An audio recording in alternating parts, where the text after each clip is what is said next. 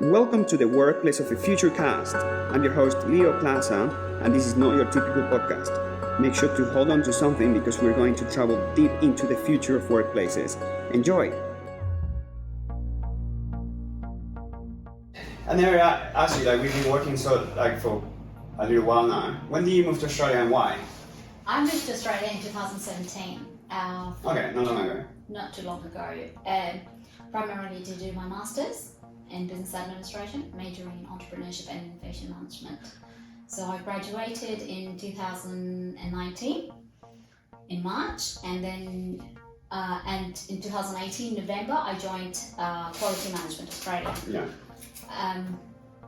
And I've been working since. Of course, I've got previous years of experience abroad, but I've started working in the space of implementing compliance since working with Terry, because while I used to do a lot of job descriptions and induction manuals and handbooks and competencies and job descriptions, it has been a bit different now. Yeah. So in the space that it's more compliant based, so making sure that the quality standards are adhered to within the respective employees within the organisation, or even from an information security perspective, what is the requirements from the standards perspective that needs to be implemented as well. So what you do is being more adjusting to basically changes in the business and in the world, how the world's changing. So that's all at the USC in the Sunshine Coast? Yes, okay. Coast, yeah, nice. Which is what, similar to, we met at a networking event in the surf club of Alex. Alex Surf Club, that's correct, okay. When we were doing some networking. Yeah, and so you saw me, I saw you, and then something obviously clicked, and then here we are, I guess. Yeah. So what would you then say is your area of expertise, what you like, or what you like to work with the most? You were mentioning... While compliance has definitely, my passion goes on business process improvement. Yeah. So anything that the business does, regardless of systems or non-systems, physical or computerized, anything that enables businesses to improve, that's where my passion lies. That's what makes you tick. Yeah, that makes me tick. Gives you joy to help a business, which is what we've engaged with you guys to do our IMS. It stands for Integrated Management System, and we've seen some huge changes in our systems and improvements. So that's your niche. No, okay. Yeah. That's what I can see makes you smile and joy. Yeah. So how do you come across then? We were talking when we went to get a coffee about something that you wanted to bring up because you find that it's important, is cybersecurity, which as soon as you said that, I was like, wow, yeah, it's so true, because definitely, even ourselves, we've gone from using maybe a couple apps to now we have 10, 15 different apps, like Loom, Teams, many different Microsoft apps, Apple apps, Zero, and that from different companies, Facebook and all the social media ones, that's a ton of them. So they're all from different companies, from different sources. So I can definitely see how cybersecurity is going to play a role in the future, where your data is just everywhere. So is that something that, and you've been doing a bit of mentoring on cybersecurity on LinkedIn? We'll probably obviously post your show your profile, the sort of things, and I can see that as a lot of engagement. People actually like what you're sharing. So let's talk about that, because I think that's in the podcast we wanted to explore and find out what the workplace of the future is, and that's my kind of my goal, and I want to show that to the audience. So how does that look like in the regarding cybersecurity, the future? So definitely, when we talk about cybersecurity, it's part of information security. And to start with, I would always say prevention is better than cure, because cure is almost next to impossible. And expensive. Very, very expensive and very painful for businesses, particularly, when you work with small to medium-sized companies or even large companies, you don't want your data to be breached with criminals who use that data and ask for ransom, because you never know whether you're going to get it back. So prevention is definitely better, and that includes creating awareness training sessions within the business for employees, that they understand that when you're logging in, you have the responsibility to make sure that the data that is there, you do not share it with anybody, and you have systems and structures in place in order to make sure that that does not happen. Because and that's when I say systems and structures, because that's prevention against cure. You know, so you cannot cure it, but you can certainly have that steps in place in order to make sure that you've got everything intact. So part of my LinkedIn, like you mentioned, the LinkedIn session that I did, the workshop I did, it was certainly around the Essential 8, which is the cyber framework that has been issued by the government. And part of the business that we implement is conducting an audit in information security area and providing that gap analysis report for them to implement. And I usually start with small businesses on Essential 8 because that's the basic requirement for any given business. Yeah, and for businesses, like, I mean, for me, I see this and I go, because I usually what I do when I sign up to a new app or a new application or anything on Facebook, I don't have the time to read these terms and conditions. I just go, the quicker the better for me. So what would you say that as BC entrepreneurs, business owners, any advice for us when we're looking for apps, or what would be the advice, what to look for, sort of thing? So realistically speaking, you would want to make sure what is the logs they're keeping. So cyber logs, like privacy logs, what type of information they're using. So is it just your email address, which is sort of important, and your business name, or is it just your email address? So for example, let's take a good example of ExpressVPN. Yeah. That ExpressVPN does not keep logs of where you went and what you did. What is ExpressVPN? I'm actually not. I don't know if many people know. So it's virtual private network. So it basically ghosts you out on the web. Which is actually quite popular now. Like they're selling these. To keep your passwords and like it's all like. Is that what you mean? Like. No, so it does not map you that you are in Australia. Oh, okay, yeah. It might give you anywhere in the world. So if I have to see the good side about the cyber space is that, for example, Netflix. You know, you can actually access with the VPN. You can actually access UK and US. Anywhere around the world, whatever you want to watch. Yeah. Because it ghosts you out. It does not say the person is in Australia and use the Australian network, but you have to make sure that you've got compliance with businesses that within the local context, but whether it's legal or not to use VPN. Like in Australia, it is legal to use VPN, and it's recommended to use VPN to avoid that cyber attack. Because, like, for example, if we say one particular country is trying to attack another, they make sure that we don't know whether these are from Australia, because cyber or information security breaches or cyber incidences actually can bring an entire economy down. So, for example, if a bank, federal bank or Federal Reserve is hacked or the money is gone, and you're looking at recession in the economy and major debt. Yeah, and we hear it from the ATO every financial year and during the so it's actually it's a real threat. And I remember maybe not so much recently, but the amount of you see on the news, and we actually did go in. We looked at the news, and every day there's something happening. Cybersecurity, and I think it's gonna play a massive role in the workplace of the future, where everything is virtual. Yeah. We were talking about the other day about having people that outsource some of their labor to overseas, and the sort of risk involved in that. So, in that area, businesses, because this is happening and it's a reality. What should they look out for when outsourcing? Well, you have to make sure that the VA that you're using, you've got, and this is regardless of whether you're working with overseas, but usually you go into international laws when it comes to sharing that resource abroad, because that means they've got access to your information, they've got access, and you do not know their environment that they're working in, and what are the conditions they're working under, and what are the legislative requirements that they are working under. So, for example, if you go with a country that is communist, you've got little to no privacy usually. That's not across the board, but that's what it is. Yeah.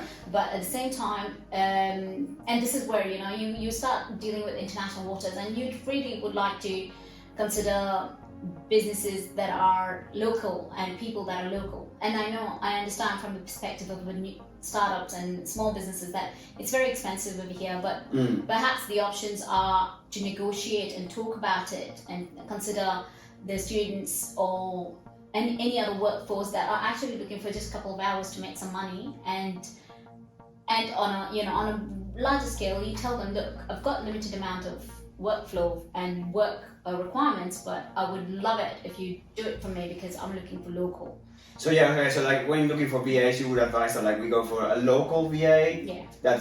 It's like shortening. It's like making that risk smaller because you're not basically going to. Loss. Okay, that makes sense. Okay, that's a good advice actually because, yeah. So I think earlier we were, and that's in the news. So that's actually from. We have like a few incidents only today. The amount of cybersecurity issues. That's all from today. That's crazy. Yeah. So if you scroll down. There's obviously quite a few from today and even recent times that. Actually, in October, the Immigration Department, they released that there was cyber incidences reported on infrastructure. Right. So if the infrastructure is being compromised, that means the economy of the country is being compromised, because that means you're tapping into telecommunication, tapping into personal business information. There is a lot of compromise. So that's why it is sort of almost a necessity for businesses within telecommunication and infrastructure area to have essential 8 minimum. But definitely, I think we would see a ramp up in GDPR. And what is that? It is an EU act, which is Data Privacy Act, Global Data Privacy Act. Yeah. A regulation actually, Global Data Privacy Regulation. But I'll share some insight on that. But it's a privacy act that is actually enabled in Europe. So if you're working with businesses in Europe, you have to follow those legislative requirements. Most of them are incorporated with ISO 27001, which is an information security standard. So really, when we look into those perspectives, you make sure that all the compliances and checks and balances are intact. And when you're dealing with those businesses, you know that the confidentiality of the customer is more important than anything else. Because if they engage with you, they have to make sure that you are compliant with their requirements, and that's a legislative requirement in that country. Yeah. And from the workplace of the future, talking about like for example this office, how do you see it played out like with the technology that, because I can tell you have vast knowledge in IT. A lot of it I'm not even, these terms are, I'm not quite aware of, but like how do you see like from a practical perspective, like how does the work environment is going to change? Because is it true that there's a lot more outsourcing taking place, a lot more, everything's going virtual, we're not even fully on 5G. Do you agree on that? Like everything is getting outsourced? Most of it is. Yeah. And do you see that trend continue? Outsourcing? It might be, because I think there is a balancing act. Most of the businesses are looking for automation. And so once they automate, they said, okay, by default it has been outsourced, but at the same time that information is being processed internally, so they don't have to pay the expense of that. On a longevity scale, depending upon how they've done that process of automation. So once you consider digital transformation of a business and making sure that you've done it right with the right providers, definitely there's a perks with the businesses. Businesses such as coastal co-working space or co-lab space, we would definitely see a lot of VPN, virtual private networks, to be implemented, spyware, malware to be implemented by default when you access anything from that space, because that means you're limiting the risks of anybody infiltrating. So no data is being, like small businesses usually use the space. Medium to large businesses would usually go out of collab spaces. So you would see that sort of trend coming along anyway, and they would be required to, and very soon, if the business is considering exports of product or service, particularly service, they will require to follow the compliance requirements and risks mitigation strategies around it. What is the last thing you think businesses are going to outsource? The very last thing, because they like we said, they keep outsourcing some of the activities. But what is the last thing they outsource? I think at this point in time, and it is interesting, they want to outsource the IT bit, but that's not the last thing. That's the first thing they outsource. They take care of IT because we want to focus on our niche. Okay, so I like that because niche. Yeah, it makes sense because what the business. Why it's I see it this way, and I don't know if you agree, but okay, so a business started with this idea, so they'll probably keep that, like doing that idea, you know, like that niche, what they wanted to do. And honestly, in my eyes, I see everything else getting outsourced. Why not? Yeah. You know what I mean? It depends upon the cash flow as well for the business, because when you're in a growth stage, you don't have enough cash flow to do the automation, you do not have cash flow enough because you're in that stuck in that middle space. Yeah. And with the right people, you can certainly grow. Yeah, true. But but once you grow, then you can definitely outsource everything. But when you've got limited information or limited cash flow, then you definitely want to get it over and done with as soon as possible. But you don't want to deal with the technical stuff particularly, you know, like, and this is where I say compliance. Businesses come to us to implement that compliance factor, the auditing factor, so that we can do that and give it to the business, and they're like, okay, this is the audit report that you can have a look at and go for it. When they look at the report, they're like, this is very overwhelming, you know, I have to make sure my staff are aware of the security areas of the business, and they have to have it in the job description, and they have to be inducted properly, and so they're like, can you just fix all that, because I don't want to do it, because that's not my niche. And that's when we actually work with businesses and say, okay, these are the things that we need to make sure.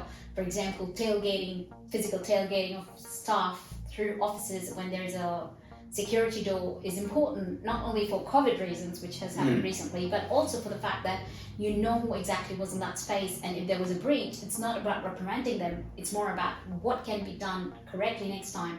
So it's a lesson learned for that business, and this is where structures and businesses helps business grow, you know? And what's the worst that could happen? Like, I mean, if someone goes, it is quite overwhelming to have to basically consider all of these additional steps and procedures to like minimize the risk, but what's the worst that could happen to, say, us? Like, what do you think is the worst thing that can happen? Well, let's take the startup that was in Melbourne. I don't remember the name of the startup, but a startup in Melbourne, it had 10 million. Yeah. It went out in 3 days. It was a startup. So it's gone. It's gone. It's bankrupt. It had to record bankruptcy. And just imagine, you know, those two entrepreneurs who had passion for it, and they've learned a very hard lesson out of it. And they're like, yeah, but you know, we hear it. It's not going to happen to us. That's my mentality, to be honest. Yeah, but it did, and they're out of business now. Given that the space they were in was definitely tech, so definitely you're like, oh. And you know, you've got insurances that have provided you with an amazing forum that they say the businesses are actually facing each other, changing only a little bit of the brand name, and actually opening a shop right in front of each other. I will show you the video very soon on that one as well, because that one was actually revolutionary, because that's no longer cyber, that's information security breach. Because they have actually, so it's Brompton. So they copy and paste a business. Copy and paste a business. So instead of Brompton like B, they have removed the B's line, and it's 3 Brompton. So I was like, no, that's Brompton actually. But I will share the link with you in order for you to see it. No, so good. Like that's actually, scary times. That if you can copy and paste a business, that would be scary. And this is where the businesses need to be vigilant. Yeah. Really, you know, just to make sure that what you've got out there, whether your brand is accurate, whether it's up on mark, whether your employees are working to that brand, because the breach mostly happens with people, more so than anything else. Yeah. To me, it sounds like a good idea to probably get someone like you to just take care of this, because it's not an area where I'm expert or want to really become an expert. Yeah. Like, see, in EasyClean, we don't want to like be spending a lot of time with computers and like figuring out security breaches. We just have another thing that's why we're in business. So good job. Obviously, I found you, and you can probably take care of our cybersecurity. So obviously, and going back to what you do. You know, in the business that you work, what are some of the things that you think are providing more value to your customers, like the thing that you're most proud of? So there are 3 things from a business perspective, and this is the management system that we provide. So we do a lot of process maps. Okay. And the critical, so there is a strategic, operational, and day-to-day levels in management system. Yeah. The strategic is you've got a strategy, you know what targets, what what are you targeting in terms of customers, you know exactly what needs to be done, and that complements your marketing plan. So you make sure that that's part and parcel of the information that is being received. Yeah. The other part is operational. So operational can include your risks management. So for example, going out to a business, for example, let's just take your competitor. So there is a risk because you two would be bidding for the same project. So what's your unique value proposition? What's your advantage? Whether it's an opportunity, whether it's a threat, because it's a competitive advantage we're talking about. So those are the areas that, to help business grow, you need to learn which part are we focusing on, and that's where you go. The other area of the business is primarily looking at procedures. So you've got one-stop shop. You have a look, and this is the index actually, and when I have a look, and it is automatically connected to different parts of the business, and it enables you to automatically feed in information wherever is relevant in terms of having that information up to date. We make sure that we review it, and we've got all the feedback and information through this reporting. Yeah. So realistically speaking, it's managing your risks and managing your strategy, that you've got the right strategy in place based on whatever complements you've got, like marketing plan or sales plan. Yeah.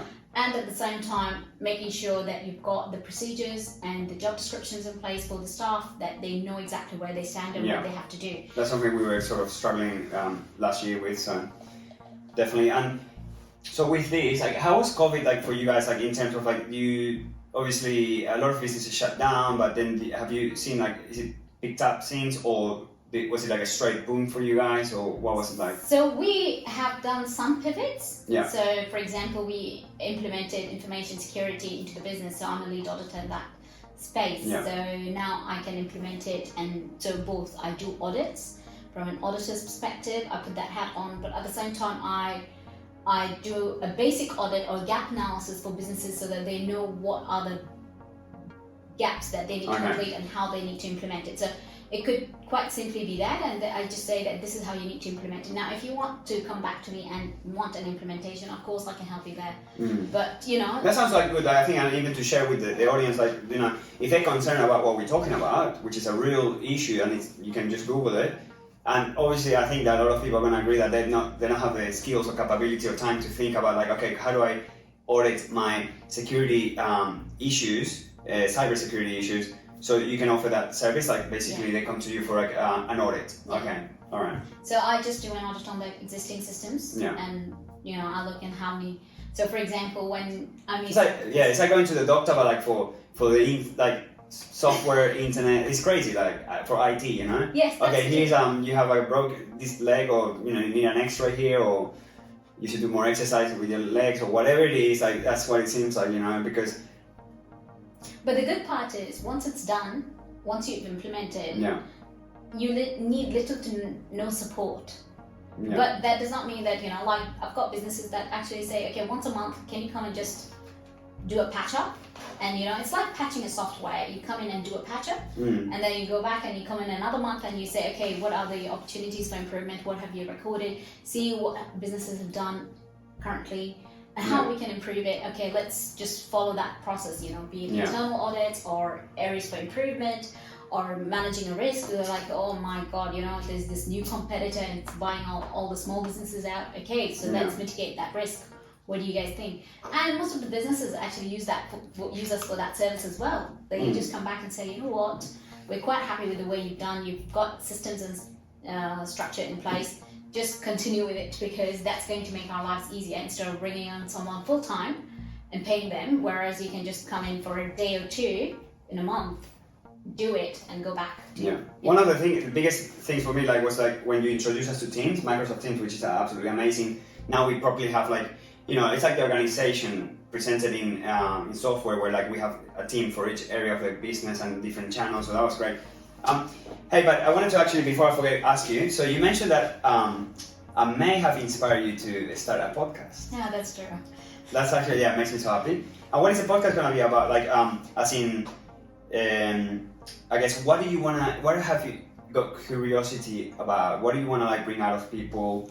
Because for me, can I say, this podcast thing is just really been, a life-changing experience, because I guess it allows me to be completely and genuinely curious, what I want to ask, like, what I really want to know from people, and because it's on one-on-one, I can really get into detail in the conversation. Like, that's what I love it so much, to be honest. So then to hear that you want to start your own podcast and that maybe I'll be a guest. Yes, you would. That makes me so happy. So, but yeah, tell me, what's behind your idea of podcast? What are you curious about? What is So my background is primarily entrepreneurship and innovation management. So definitely in that space. Yeah. So just learning the journey of the entrepreneur, on how they started, why did they start what they started, and what made them grow to the extent that they did. What were the major changes that they did? Like one of them, quite easily, knowing you, it could be a systems. You put in different systems and you changed the way around you work. So instead of using WhatsApp and Facebook Workplace and all the other apps in the world, you just started using Microsoft Teams and just streamlined your workplace, and in such a manner that you've got everything in one-stop shop. But why do you enjoy that? Why is it makes you smile? Why is it like?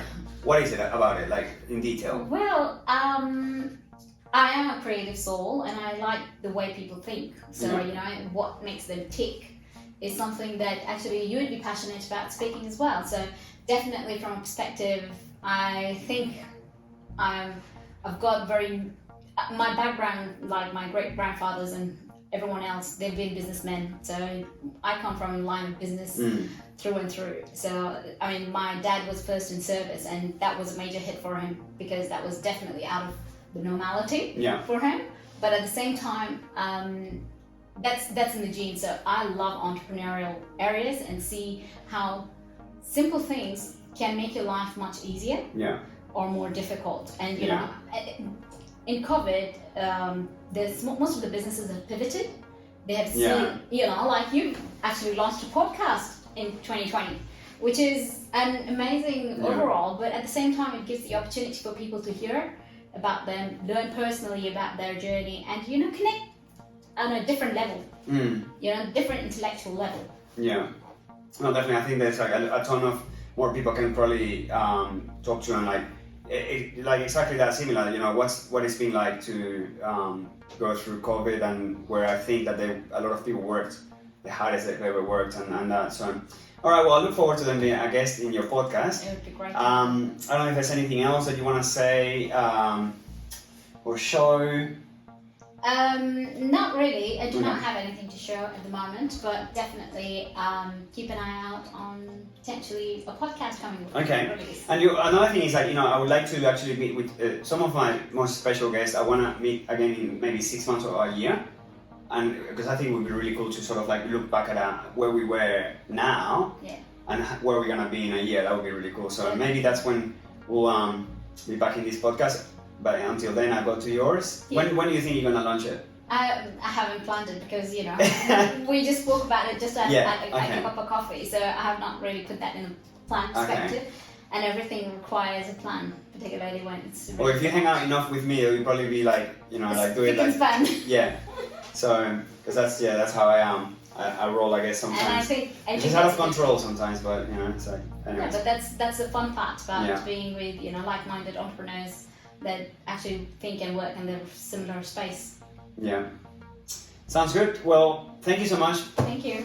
So, for more information about cybersecurity, follow the link below in the description where you'll be taken to Asrar's website. Make sure to like this video. Comment actually if you have any questions, because I'm going to get Asrar to answer them for you in regards to cybersecurity. Or if you have any questions for me, what do you find the most interesting about this video? And lastly, subscribe, because we're going to have amazing podcasts coming up. So I look forward to it, and stay tuned. See you then.